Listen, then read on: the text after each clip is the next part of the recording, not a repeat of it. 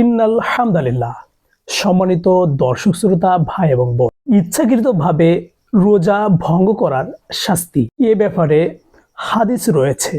আবু উমাম বাহিলি রাদিয়াল্লাহু তাআলা আনহু বলেন, আমি রাসূলুল্লাহ সাল্লাল্লাহু আলাইহি ওয়াসাল্লামকে বলতে শুনেছি, একদা আমি ঘুমিয়েছিলাম, দুইজন লোক এসে আমার বাহু ধরে আমাকে সহ তারা এক পাহাড়ে গমন করলো।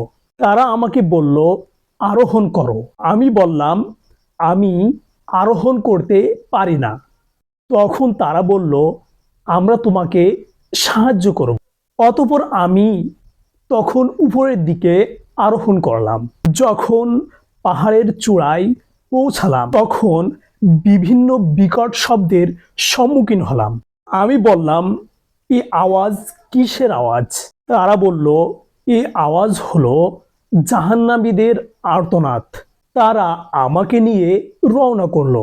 আমি এমন লোকদের সম্মুখীন হলাম যাদের পা উপরের দিকে দিয়ে ঝুলন্ত করে রাখা হয়েছিল এবং তাদের চল ক্ষতবিক্ষত ছিল, অনবরত রক্ত ঝরছিল। রাসূলুল্লাহ সাল্লাল্লাহু আলাইহি ওয়াসাল্লাম বলেন, এরা কারা? তখন তারা বলল, এরা সেই সমস্ত লোক যারা রোজা পূর্ণ হওয়ার পূর্বেই ইফতার করত। ইহা হলো রোজা ভঙ্গকারীর শাস্তি। তাহলে যারা অভ্যাস অনুযায়ী রোজা রাখে না তাদের পরিণতি কি হতে পারে?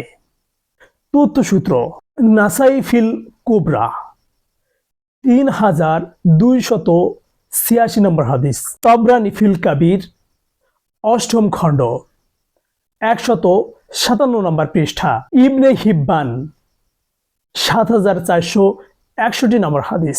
আজ এ পর্যন্তই। আল্লাহ হাফেজ।